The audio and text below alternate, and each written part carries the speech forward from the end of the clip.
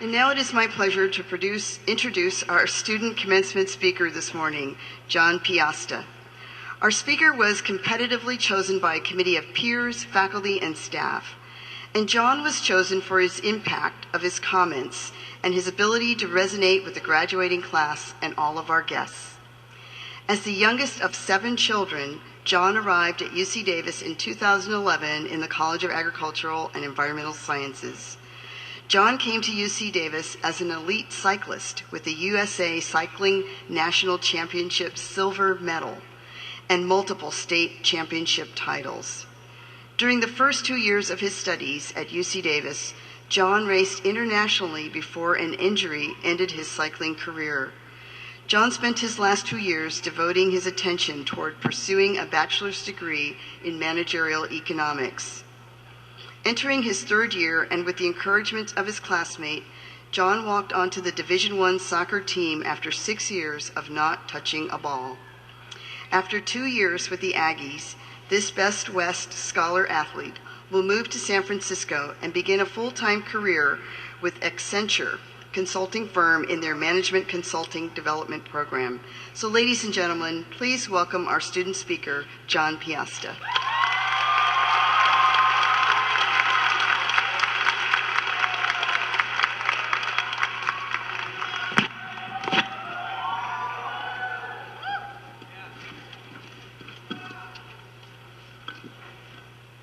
Good morning, Chancellor Katehi, Dean Dillard, faculty, staff, friends, family, and most importantly, fellow graduates of the UC Davis class of 2015.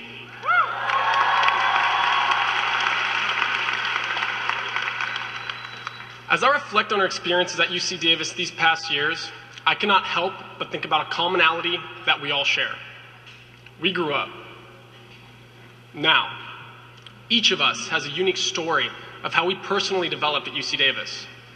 But in my case, I arrived here in the fall of 2011 as a 6'5", 165-pound, naive bike racer with perfectly shaved legs, a fetish for wearing spandex, and had never before consumed a lunch at school that wasn't prepared for me by my mother. I love you, Mom.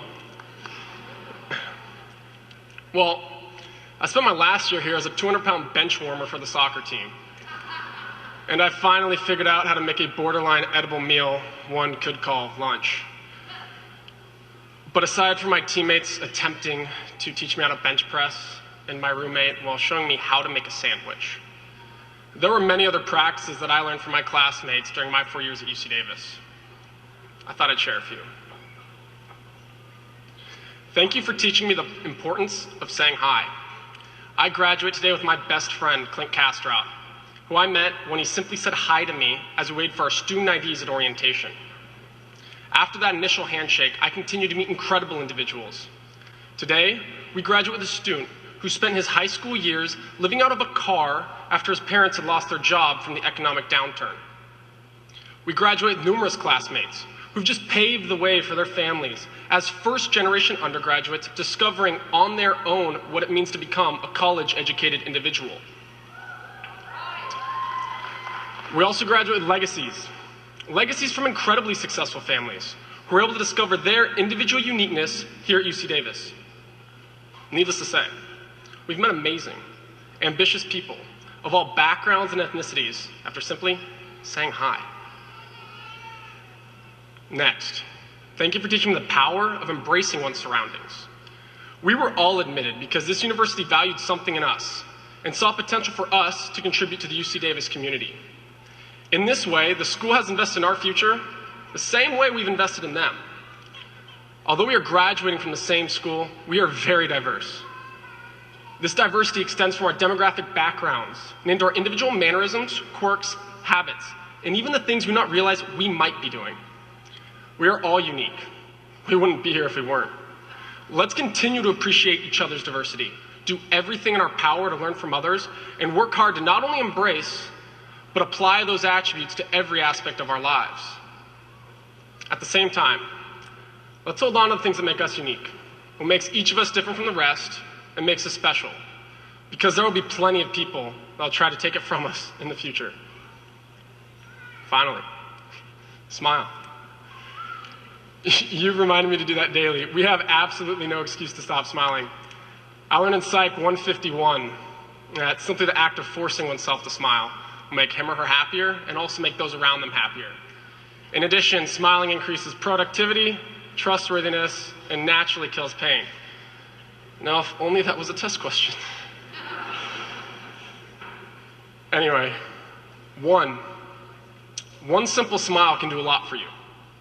But more importantly, here's what it can do for someone else.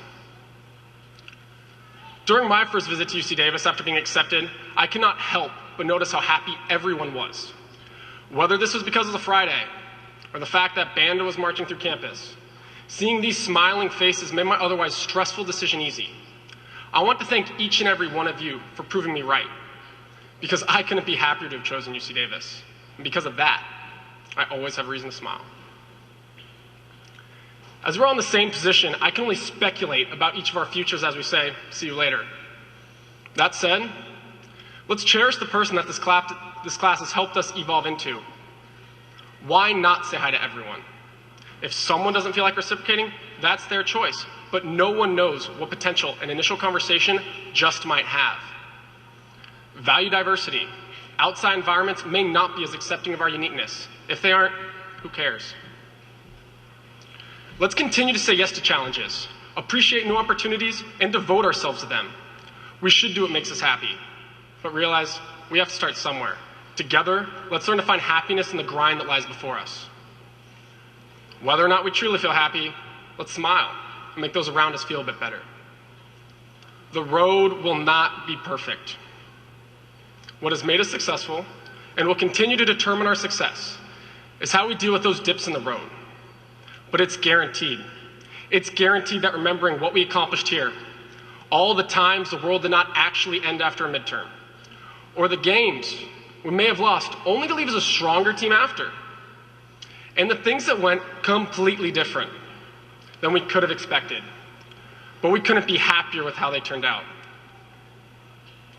If we remember all of the experiences that made these last few years at UC Davis a pinnacle of our lives, I can confidently predict that these low points, they'll be one step higher. We had potential. We worked hard. And we are now equipped to do the process again.